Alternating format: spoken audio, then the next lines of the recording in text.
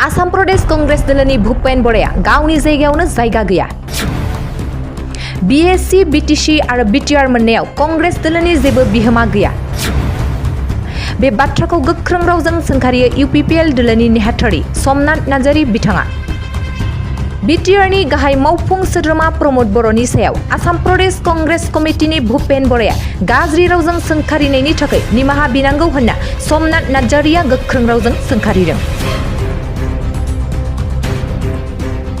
प्रदेश कांग्रेस कमिटिनि मानगोनां आफादगिरि बिथाङा मैया क'क्राझाराव फैनानै जोंनि बीटीसीनि मानगोनां चिफ प्रमद बर' सारनि सायाव गोबां बेबायदि माखासे तथ्यबिहीन माखासे एलिगेशनखौ बिथाङा लाबोदों।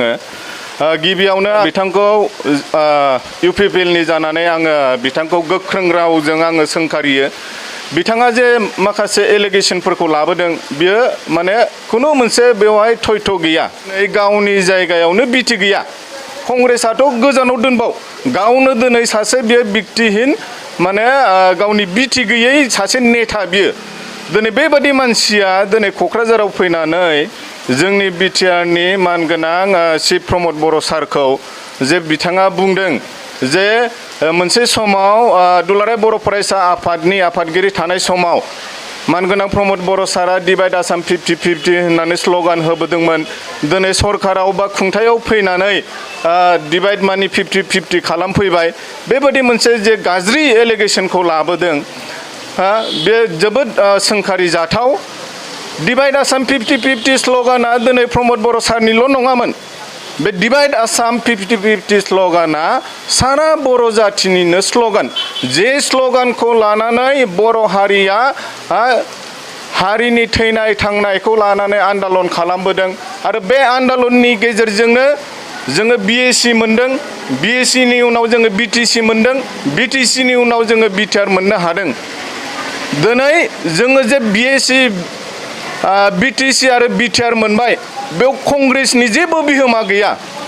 दिनै जों बीटीसी मोनदों, बीटीआर मोनदों, बे गासैबो जोङो बीजेपीनिफ्रायसो मोनदों। दिनै कंग्रेसनि जे आफादगिरि जे एपिसिसिनि आफादगिरि बिथाङा बा बिथांमोननि पार्टिया मा बिहोमा दं बर' जाथिनि थाखाय? खालि बर' जाथिनि थाखायल' नङा, खुनु मोनसे हारि माहारिनि थाखाय कंग्रेसआ मोजां खामानि मावबोआखै।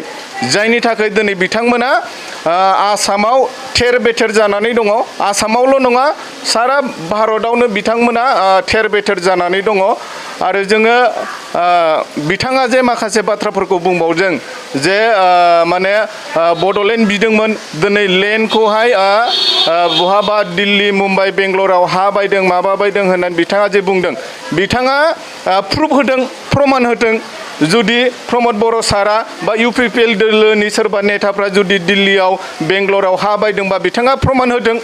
आरो जुदि प्रमाण होनो हायाबा जोङो बिथांनि सायाव जोङो डिफेमेशन केस होगोन आरो जोङो लिगेल एक्शन माखासे जोङो बेबायदि सहाय लानो गोनां जागोन। आरो जोङो बे मिडियानि गेजेरजों खावलायो जाहाथे माने बिथां बराया क्षमा बियो। मानगोनां प्रमद बर' सारनि सायाव जे एलिगेशन लाबोनाय आरो बे सारनि सायावल' नङा, सारा जोंनि बीटीसीआव रायजो जानाय रायजो राजाफोरनि सायावनो मोनसे बिथाङा जे बेबायदि मोनसे गाज्रि रोखोमनि एलिगेशन लाबोदों, जोङो बिथांखौ गोख्रों रावजों जोङो सोंखारियो।